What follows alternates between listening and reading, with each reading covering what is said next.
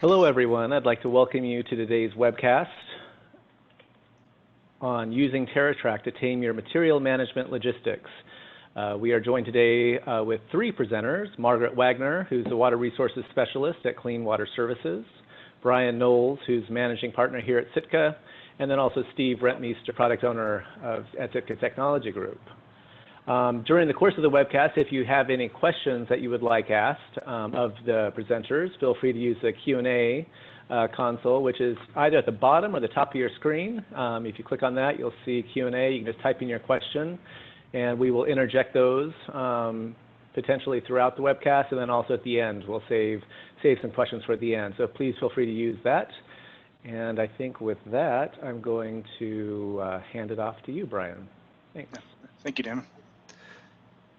Hi, my name is Brian Knowles. I'm a co-founder and managing partner here at Sitka. Our mission is to apply our expertise in systems thinking, data, and technology for scaling and improving natural resource management. Our core belief is that more informed decisions are generally better decisions, and we're motivated every day to work smarter for the improvement of our natural resources.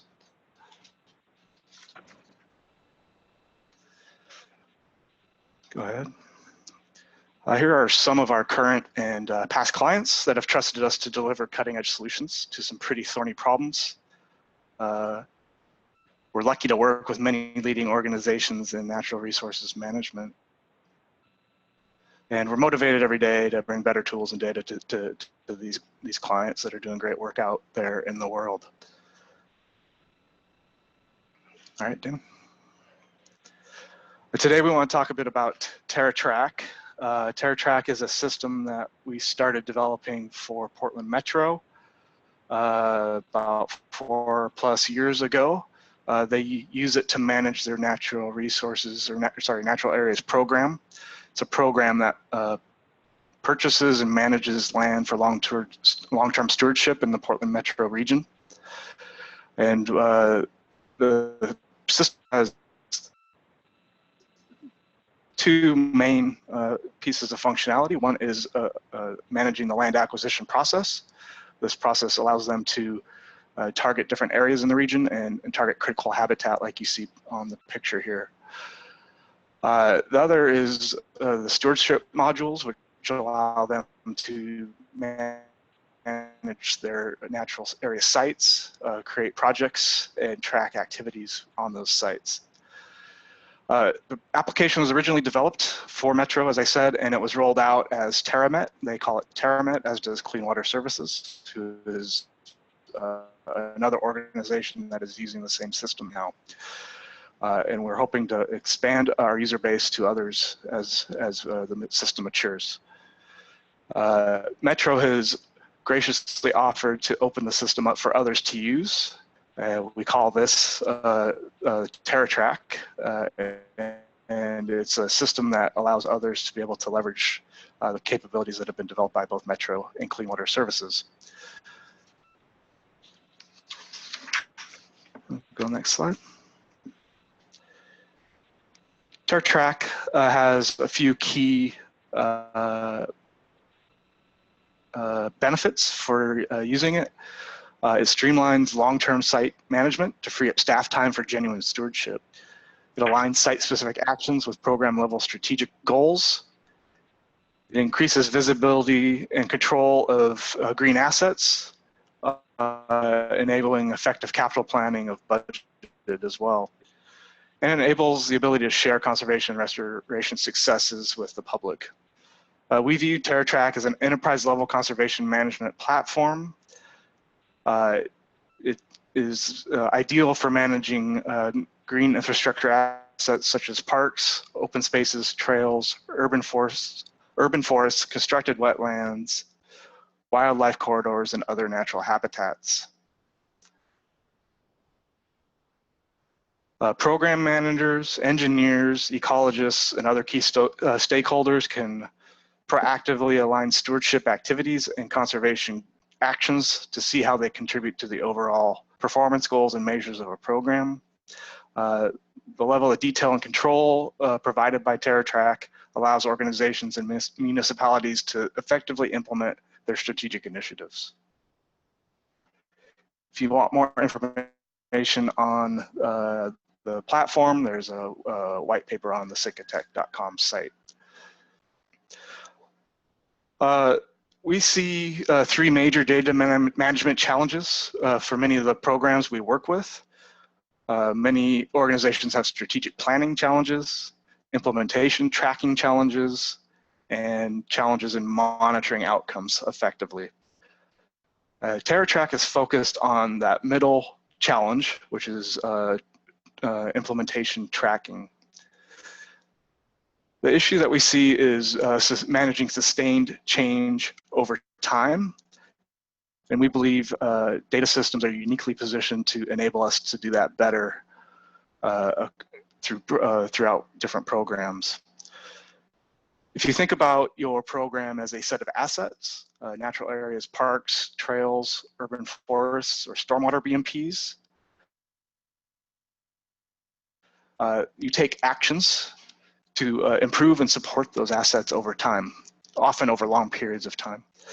TerraTrak is the workflow engine that allows you to integrate the information into your daily work of your staff to ensure that the long-term perspective is kept while you're busy doing the day-to-day actions and activities. And the actions that TerraTrak support, as mentioned, are managing land acquisition and landowner permissions, assessment and inventory of your assets, planning and prescription, and assigning prescriptions, treating and restoring, as well as monitoring and measuring the results of the actions that you're taking. Go to the next slide. As mentioned, TerraTrak is uniquely suited to handle inventory management, such as storing vegetation maps and other site inventory documents, defining desired future conditions. You can record those as habitat units at the site level, completing assessments and defining project goals and strategic activities to achieve them, acquisition, tracking the completion of due diligence steps, as well as tracking communications and outreach with landowners. Implementation supports providing detailed instructions to work crews and tracking actual spending against estimates, among other things. Then monitoring allows you to capture project implementation metrics and preserve reports and spreadsheets of monitoring activities. Prescriptions can help you define project concepts and activities, and can also help you order materials and track inventories, like we'll be talking about further today.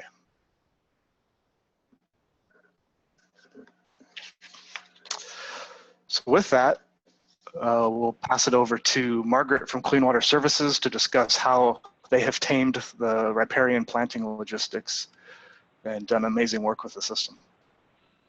Yeah, thanks, Brian, and hi, everybody. So yeah, I'm Margaret Wagner from Clean Water Services. We are a water resources management utility that improves water quality in the Tualatin River Basin. My department primarily focuses on the pieces that implements streamside, riparian, and wetland restoration projects to improve the health of the Tualatin River, which involves a lot of plant material and a lot of plant material management.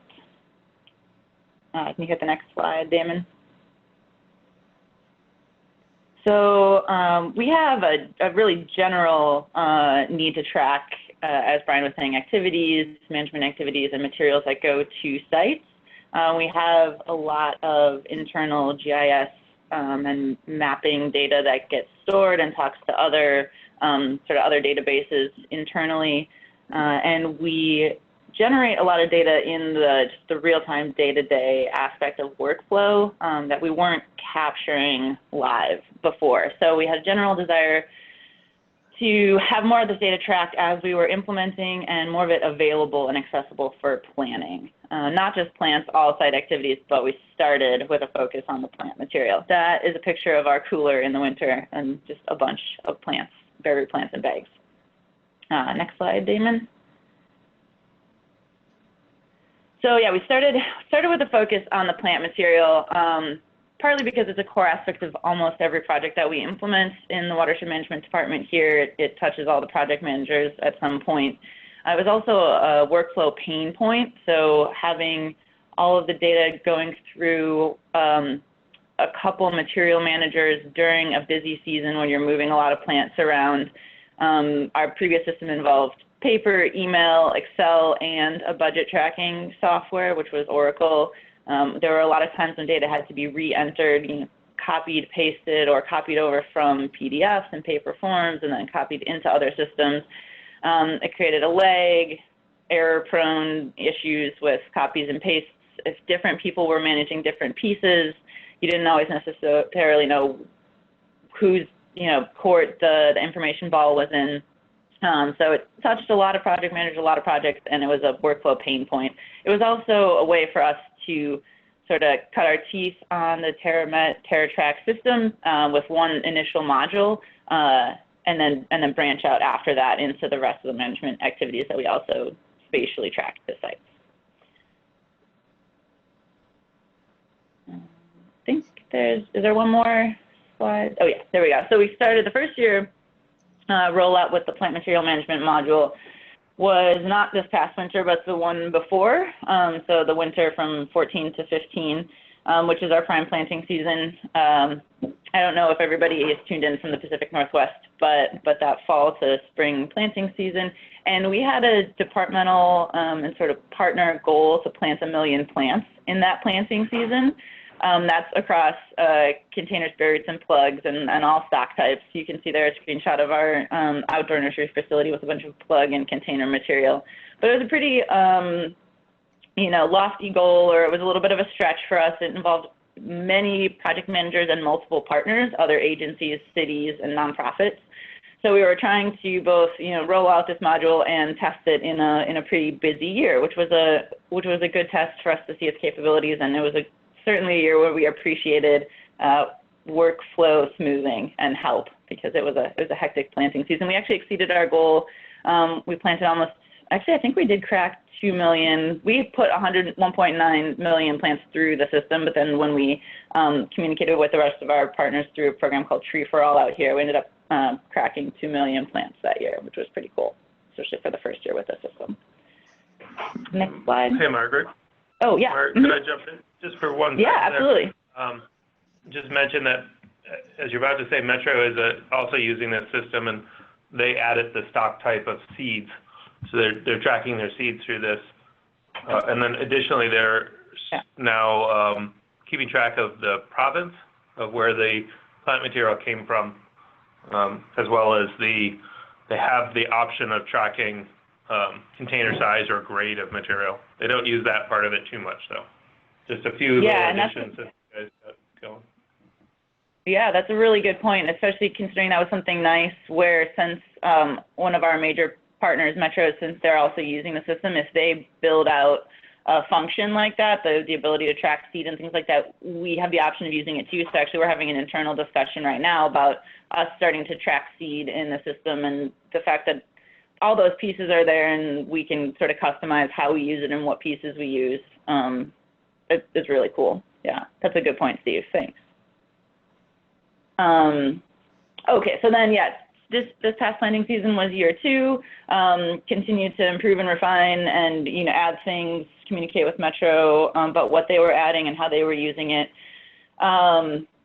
We spent a little bit more time developing trainings and best management practices for staff. We're working on a sort of a training module in case the material manager switches over, in case it's not always me or the couple other people who are doing this. We recently, meaning Sitka and in a partnership, added the financial information tracking that our agency needs to do the budget planning and things that they referenced. So as you can see on this slide down below, circled in red, there's just a couple places. It might be small depending on what screen you're on, but those are just circling areas on each material request where we can real-time capture budget codes that are associated with different sites. So once again, throughout the process, as soon as the individual project manager knows what budget code or task or bucket of money plants are supposed to be getting billed out of, they can attach that to the material request, and it then tracks all the way through and then can be summarized and projected for our budget planning and managers. And yeah, we exceeded planting targets again this past year, and it was good to be in the system. So I'm gonna kind of lead us into a walkthrough live demo of the actual system. But before I do that, really basically plants move through TerraTrak, through the plant module, the way that they move through our physical space here, both our planning and then our nursery or cooler space. So we do growing agreements for them. We get them in through deliveries. Project managers request them, they get allocated and divvied up, electronically, virtually first, and then they get split up and they go out to sites and get planted. And for each step through the process of what we actually do, the workflow, the day-to-day, there's a way to real-time track and actually help facilitate that process with TerraTrak so that it's making the process more smooth for material managers using it and also tracking the data at the same time. So you don't have a lag or a separate data entry step, and you've got real-time feedback and information for making decisions. So, yeah. I think, oh yeah, we've got sorry, I forgot about the cartoon here. So one more, just kind of visually represented what TerraTrak does. So we've got plants in a nursery where we're communicating with the grower. We enter a growing agreement or a communication with the grower or a plan into TerraTrak while those plants are still at the nursery, but we know what's coming. It lets us plan ahead. We do multi-year growing agreements, which some people do, so you can sort of enter things ahead of time. And then there's a material order process where material managers enter what we expect to be coming from the growers and then can enter updates to that real time.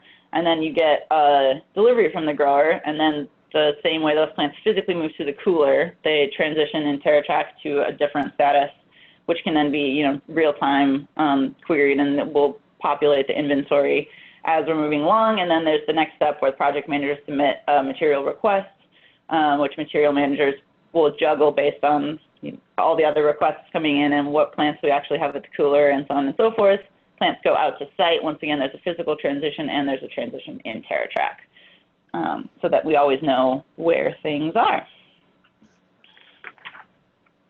And then a summary of sort of, I guess, what I was just saying there with the benefits. So materials are spatially allocated both digitally and physically throughout the process, so we know where things actually are. You can earmark plant material for a specific site. You can allocate it to a specific site based on the planning numbers coming in, so project managers know what to expect, what to plan for, what to hire contractors for. It's all tracked during the regular workflow. There's a lot of different ways to query data and pull data out with either set views or customizable browse views, both for material managers and project managers. Easy to enter data. There's drop downs, which you'll see when we do the live demo, and there's a copy and paste ability from Excel spreadsheets if people like to maintain project managers if they like to have other workbooks or anything like that. And it's most importantly for a material manager's perspective, it's real-time feedback about where plant material is. And that actually, I think, leads us into the demo. Did I have that right this time, Damon? Okay. That is right. So,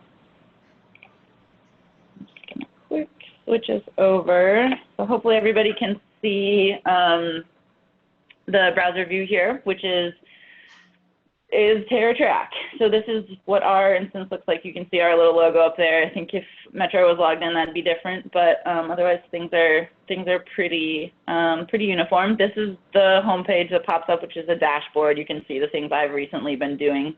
I'm going to walk through how I enter plant material, how plant material moves through the system, but if people have questions at any point, feel free to type them in, and Damon or Brian will flag me, and if I'm not explaining things well, just let me know. So the same way we would start with procurement with a request for quotes or proposals or a call to a nursery and say, hey, do you have some plants? In TerraTrak, that starts with a growing agreement. So as you can see, we've got a lot of them over the years. Some of them are labeled with multiple fiscal years. Those are the multi-year growing agreements. If we have a standing contract with nurseries, sometimes it's more of a one-off, and then there's just a little note. Naming conventions are customizable, however your organization would track things. This is basically just a, hey, we have a plan to get a particular stock type from a particular nursery for a span of years. TerraTrak has the ability to upload documents and agreements, whether scanned or draft or, once again, customizable to how your organization would want to use that. We haven't uploaded this yet, but I believe we plan to use that functionality. You can tie it directly to a contractor in the system, which will track their phone number, contacts, and specific people at that organization as well. So once there's a growing agreement, the next step to actually plan the specific plants that you've got coming from that nursery they're called material orders. So this was under this administration tab back here, the agreements. And then most of what I do in the system as a material manager for clean water services is under this materials tab. So under materials, and there's material orders. You can see here a couple that are labeled for fiscal year 17. I entered a couple placeholder ones for the sake of this demo. If you click on this closed out orders tab, you can see, once again, there's a lot of these. So it's nice that you can set them up, you can use them for the year, you can close them out, declutter that view, but everything is still in the system. So there's a lot of ways to query data back out of that historical information that we'll look at the end of this. But for now, for demo's sake, material order coming in, you can see this is tied back to that growing agreement. In some cases, we propagate material ourselves, and there isn't truly a contract associated with the plant material coming in which case it would just refer back to the Clean Water Services propagated plant material growing agreement. Once again, customizable. If you're not strictly on those multi-year growing agreements, the system still totally works. Tied back to the growing agreement, there's start and end dates, a name. You can designate an accounting code right away for the pot of money you're going to pull from to actually pay that invoice. If I know sometimes it comes up that a specific project manager will order special plant material for one particular project, TerraTrak has the ability to designate that. In this case, if this was 200 extra special plants that one project manager ordered direct from a nursery, you could call out a specific project that those were tied to. Most of ours, and this one that I'll walk through today, are just kind of going into the general pool of plants that then will get divvied up and allocated to multiple different projects. But it's good to know you can do that. Then the kind of meat and potatoes bulk of the material order is this grid here. And you'll see as I move through today, a lot of these views are standardized. Usually these drop downs are smart. So let's say I want to add another species to this. We'll add some oaks. I can start typing quercus. I can also start typing oak and go, I wonder what kind of oaks we have in the system. We've just got the one, but depending on your organization, or if I started typing willow, I'd get all the willows. Let's add some oaks because I'm partial to them. So we're going to add another species of bare root to this material order from Knowles. If there's a contracted quantity, something on that multi-year growing agreement, you can enter that there, and we'd all love to think we're getting the full allocated or the full contracted quantity. If I get a call up partway through the season that they're actually shorter than I thought, I can come in here and lower the number.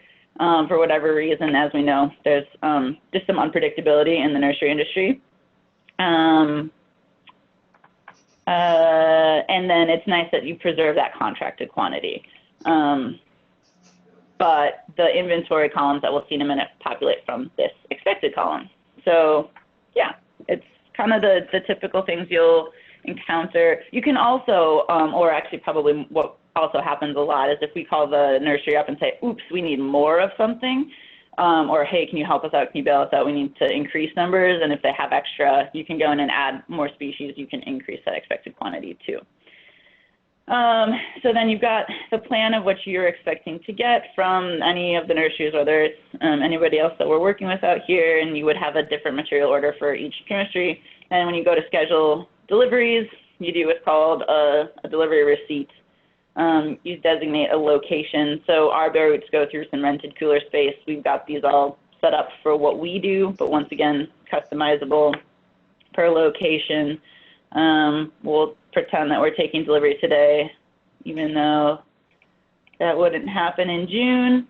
And then if everything's coming on the same truck, you can toggle this all on. If they're doing multiple deliveries, you can say these 3 species are coming and they're, you know, maybe sending the first half of one of them. All pretty easy to enter, as we said before. This will generate what's called a delivery receipt or delivery slip. And then this is important. There's the last step to transition this plant material from, you know, with the grower to in our cooler is this accept button. And this is what will actually transition that plant material from on order to on hand in the inventory columns that we'll go look at right now. So once again, every time there's a physical switch in plant material, there's a switch in TerraTrak that lets us know where things actually are. So this is the inventory view I keep referring to with these columns. It was loaded before I hit that accept on the delivery receipt. If I reload this, you can see plant material should switch from the on order column, which is populating from that expected quantity on the material orders, to on hand, which is nice because even if you are expecting to get plant material, if you don't know what you already have on hand, it's hard to schedule a delivery going out. So you can see that real-time switch just that easy in plant material, and I know what I should actually have at the cooler. This is, speaking of the cooler, this is the cooler specific tab on the inventory. So this one here is everything across all of our locations, all of the species, what we're planning to get in, and so on and so forth, versus the specific location. So once again, I can go and I can look at the cooler. This is last year's data, so this doesn't mean a lot right now because we're between planting seasons. But you could go in here and you could see real time what I've got at the cooler that's ready to go out. There's a lot of information in this inventory page. I spent a lot of time looking at this chart during planting season. You know what you have, you know what you're expecting to still get in, you know the total that you've got to allocate and divvy up. This allocated column represents what we physically have possession of, but it's already been promised to a particular site. Then you've got the underovers that tell you hopefully you're in the black and you still have plants, or actually towards the end of the season, hopefully you're nice and zeroed out and you have homes for all your plants. Unallocated requests are if project managers or partners have submitted a material request for that plant material that haven't been responded to. And then this column at the end says whether or not you've received more requests than you have plants to allocate, in which case you go start subbing or having conversations with your project managers.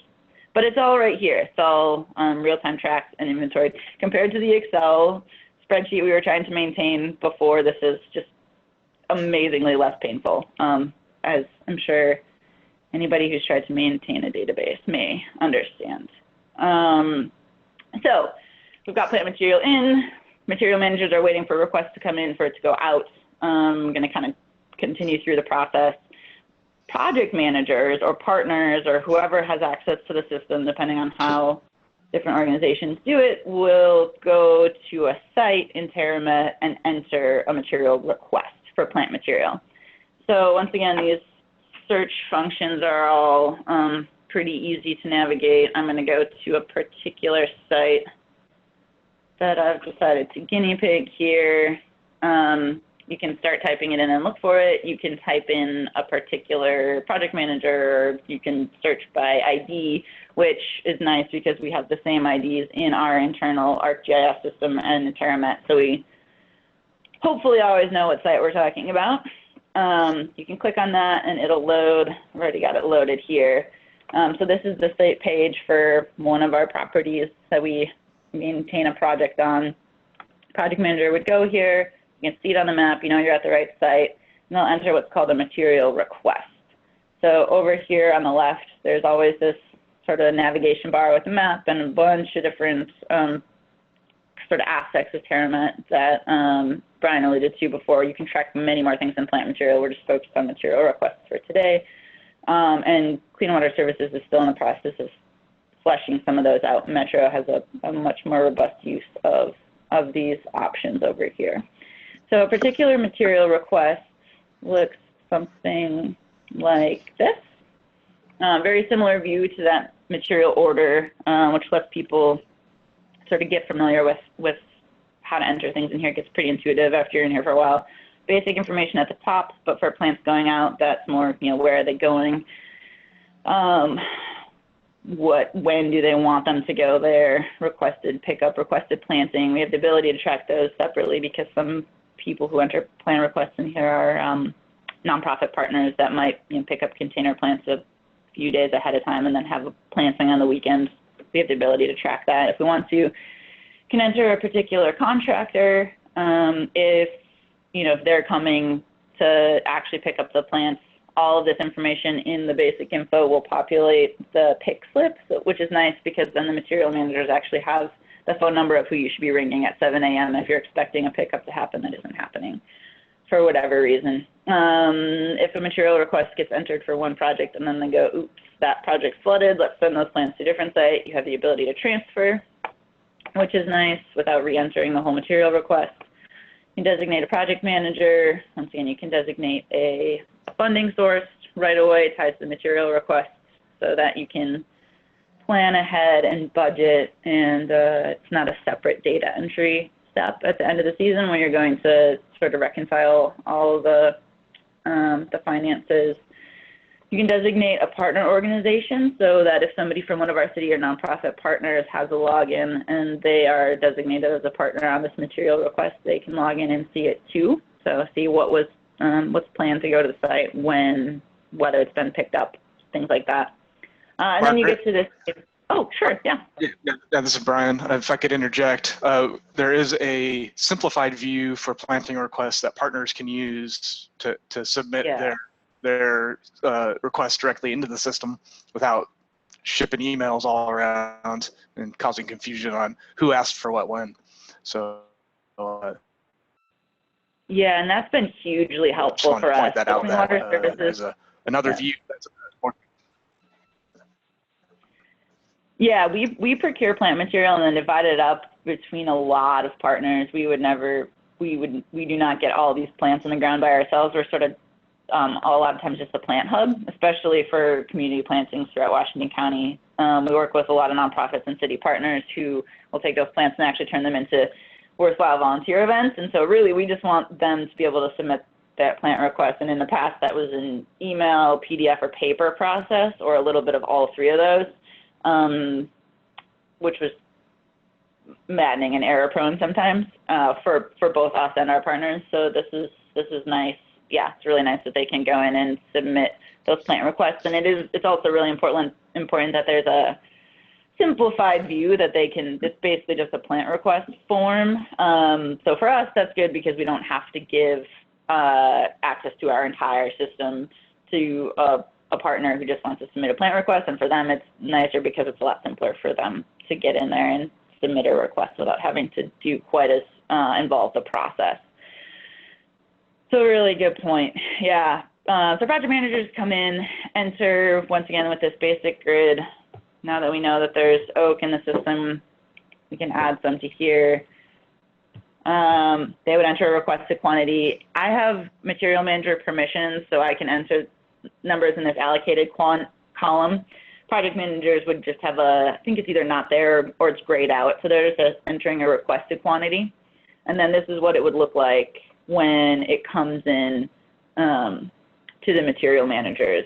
We would use that inventory view and some of the browse views I'll show you in a minute to look at overall what we've got coming in and overall what project managers want and make the tough calls on who gets what. And then we would fill out this allocated column. So if you have plenty of plants and it's fully allocated, it's really simple to drag that over and hit save. So if you've got a material request list that's 10 species long, it's quick for that. If there was a failure at ash at one of the nurseries or something happened and we didn't have as much as we hoped, you can come in here and you can lower this. You can zero it out completely. You can see here real time what you have available to allocate still, which is nice. So I'm shorting this person unnecessarily just for the sake of demonstration. But it's cool that you've got that, once again, real time information. So this update's now live there. You saw those numbers change to reflect what is now available to allocate based on what I just did. And then once again, similar process. This is all planning, and then to actually, trigger the plants to have moved, we would do a pick slip. What's that? Just a quick interjection. When you're done with this, I'll jump in and mention something. Okay. Yeah. So once again, really similar functionality to the delivery slip, but this one's a pick slip. So going out. This one we have some options. Pick slip is a standard from our either cooler or farm space. If something's going straight from a nursery, our nurseries help us out sometimes, and they'll either do a direct pickup or sometimes a delivery straight to a site if it's a big enough order, which is really nice. You can designate a delivery, in which case it's going straight from a material order to a site, or you can do on-site. We track some things like live steaks that contractors harvest on-site and just install. So there's some options, but this is just going to be standard bare material coming out of the cooler. We're going to make them all pick it up at once, toggle that on. They're picking up today as well. Once again, not logical because it's June, but that's fine. And then you can generate a PDF in this case. This is nice. This is telling me, oh, wait, you don't actually have all this stuff because I didn't deliver those species. So even though I have them available to allocate and as projected in inventory because they're expected, they haven't been delivered yet, so they're not on hand. And this is generating this little error, like, are you sure you want to generate this pick slip? That's actually what it says. Wow. Yeah. I can trump that and generate the pick slip, but as you can see here, I can't accept this delivery because I don't have the plants to do it. It's nice that I can download a PDF. We print these, take them to the cooler, and actually use those to facilitate pulling all the material requests into bags and staging them for contractors. So I think that's all I was going to say about pick slips. Steve, do you want to add what you were going to say? Yeah. On the request table, the material, those are highlighted in blue. If you click one of those links for me. This one? Yep. Oh, yeah, I forgot about this. Good call, Steve. Yeah. So if there's something about that particular, set of 250 plants that, maybe they were a little oversized or undersized or root bound, or they came from a particular collection site, some anecdotal information that might be important for the specific site that isn't otherwise tracked. You can add some notes about that, what you're sending to the site. Yeah, that's cool. There's a couple different sort of notes that we've applied that we can go on the pick slip overall. We can say, hey, whoever's pulling the plants generally pull larger plant material or things like that, but it's nice that you can also do species-specific ones. So I could say, there are 2 sizes of ash, use the big ones or something, blah, blah, blah, blah, blah. And this will wind up on the pick slip, which is nice. So yeah, if I actually had plant material at the cooler, this pick slip would go there. We'd scribble all over it and say, hey, this is actually pulled. And then the morning that whoever's at the cooler meets this pickup, they can log directly into the computer, compare the signed pick slip to TerraMet. As long as there is no change, they'd hit accept, and then that plant material has physically left our space and is also transitioned in status in the system at the same time. So yeah, the real-time tracking leads to, I've alluded a couple of times, to browse views and ways to get that information back out. That inventory grid we looked at is the main one that material managers will look at, but then there is a very robust, under here, material request browse, what I think is really helpful browse view that lets you dig into the data that's in the system a little bit more. I loaded a couple just as examples.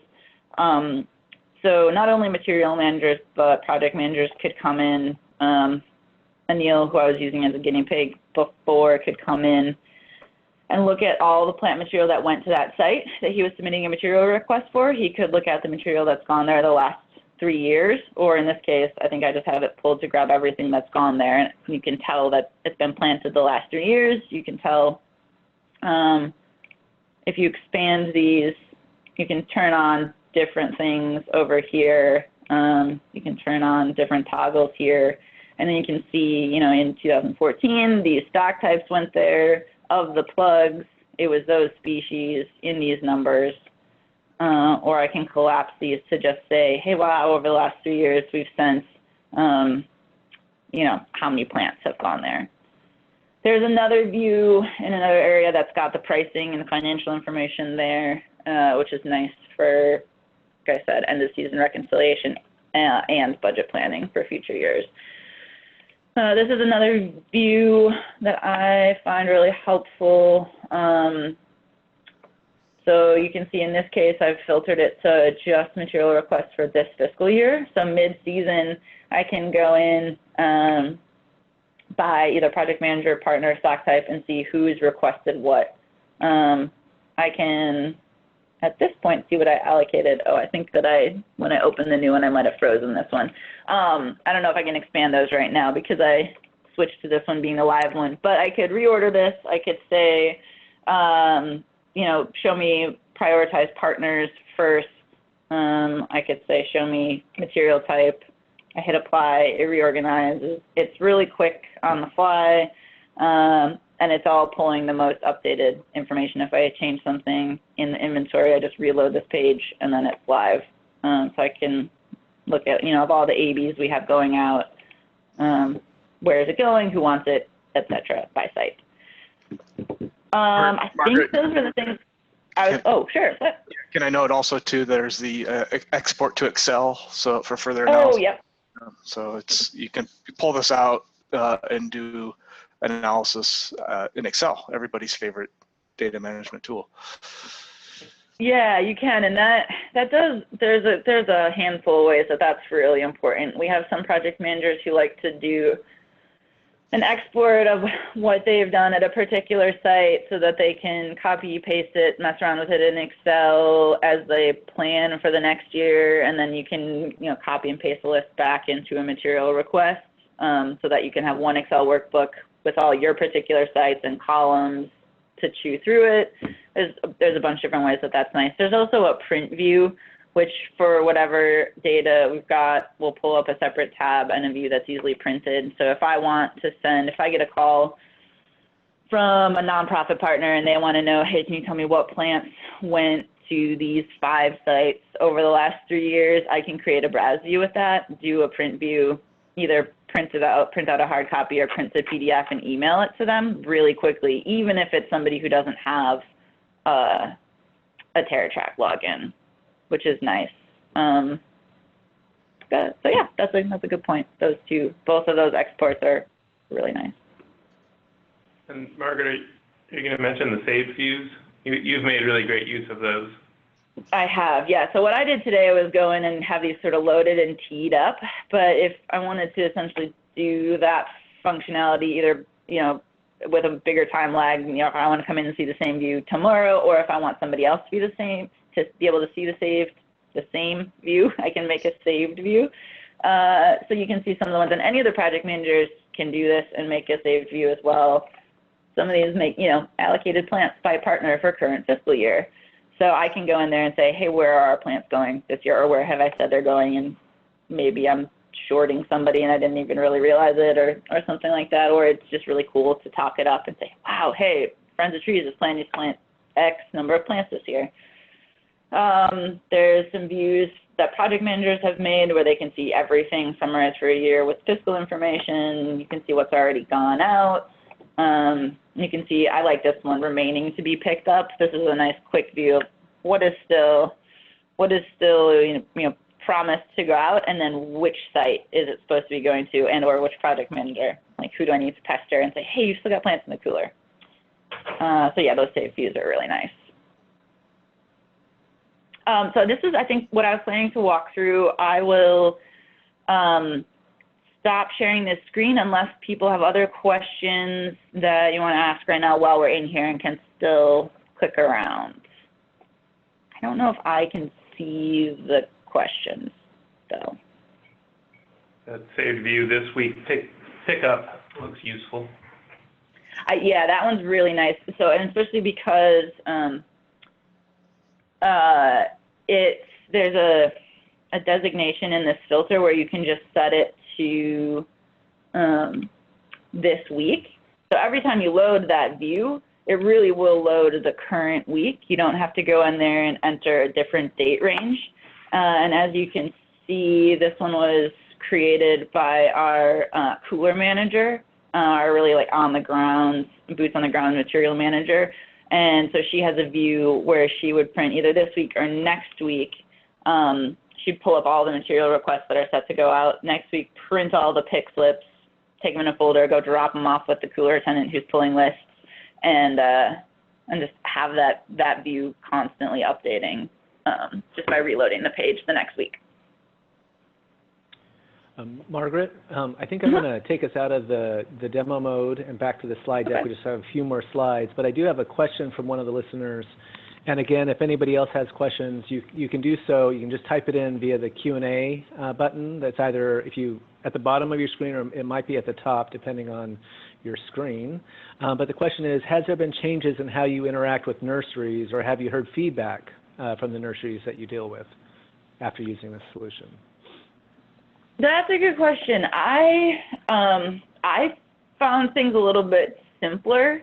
So because I can track deliveries live in there and enter, accept receipts right away or delivery slips right away, I've found it a little bit easier to then be able to pick up the phone and have a conversation with the nursery if I feel like they're usually more organized than I am, if anything. So they call and they say, oh, hey, we've got the last truck coming with the rest of your list. This is what I've got that's supposed to be on there. Does that match what you still have as remaining to be received? And that information's a lot more at my fingertips than it was the first couple years that I was working here when we were in Excel. So I've found it easier to have those conversations with nurseries. They don't, at this point for us, they don't log in themselves into the system. Probably something that we could talk about, if we were both checking the same system, both looking at the same spreadsheet for what was remaining to be received, we could talk about that. So I don't know that it's made their lives much different. They haven't had to change systems or anything, but maybe they've had an easier response from us on this end when they confirm their numbers or things like that. And there's another one here. It's thank you for answering that. That's very informative, at least for me. And can non-CWS partners submit plant requests directly into your system? You may have already kind of alluded to that. Yeah, that's a good one to blatantly call out, though. Yeah, so we have the option to give people, so recurring partners, we can give them a login, but designate them as a partner, and they have a much simplified view of the system. They can see their material requests in a simpler and more kind of public-facing form for plant requests. It's nice we can limit them to a particular stock type on one request. We can force them to just do all their bare roots on one request and then a different one for containers. So we've got them going to different locations. We can also designate some plant material as internal use only. So once again, if a project manager orders a bunch of really unusual things for a particular site, they don't clutter up the standard list that partners are requesting.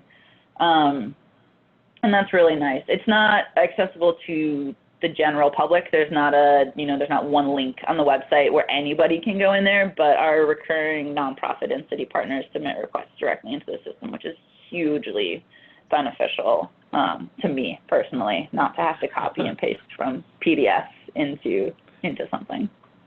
Well, we do want your life to be easier. That's what I'm shooting for, but yeah. Just kidding. And so here is like you're just kind of like reiterating your module benefits. Oh, yeah. Yeah, so I think this is the same list from before, but to touch through it again now that we've seen the demo. So materials are tied to locations, whether it's the locations they're moving from to in the nursery and cooler or to in the sites. They can be spatially allocated throughout the process. We know which nurseries plants are coming from, which location they're getting delivered to, and then what sites they're allocated to. And then there's a TerraMet transition, or a way to trigger a transition to different states every time the plants physically move into or out of our physical care. Data tracking just becomes part of the workflow. The delivery receipts, the pick slips, the allocation, communication with project managers, all of that would have to happen anyways, just for us to do the job of getting plants from a nursery and into grounds via contractors. And the fact that it's just the data tracking just happens as we're doing that is really nice. It's not a separate entry process. You can get, because it's live and there's no lag, you can get data out really quickly, and multiple project managers or material managers can all access the same data, same live updated data, and it's easy to enter things. So you've got real-time feedback of correct information for both the site planners and then the material managers who are tracking large amounts of plant material. Great. Yeah. So I'm going to just advance us to the last, this is our final slide for the presentation today. It's our, we'd like to thank, of course, all three of you for presenting. Here is contact information for Brian, Steve, and Margaret if you have any follow-up questions that you like. Again, if you have any, we have a few minutes left for any remaining questions. I think there's a few in queue. And here's one from a listener. This is a question for TerraTrak users. How has this application been used in effectiveness monitoring? And then there's a few questions for Sitka Tech, which I will follow up after maybe the answering that first one. Steve, do you want to take that one? Sure. So TerraTrak supports the one half of the effectiveness monitoring, which is tracking what implementations or what actions were completed at the site. So in order to determine the effectiveness, you need to keep track of how many plants did we put in the ground, what conditions were those plants, what was the type of plant that we put into the ground. So TerraTrak really is the solution for the first half of effectiveness monitoring. In terms of the second half of effectiveness monitoring, what were the outcomes? How did the ecosystem respond? We have a system called GeoOptics, and these two systems, TerraTrak and GeoOptics, those two systems support your overall effectiveness monitoring, with one side keeping track of your actions, the other side keeping track of the outcomes or the response, ecosystem response. Thanks, Steve. And two other questions that came in, and this is maybe for you or Brian. What are the costs associated with TerraTrak? Is it a one-time purchase, a subscription? Yeah, the costs are an initial setup fee. It's a software as a service, and there's a lot of configuration, as you may well have ascertained from looking through the demo, about how you want to organize your workflows.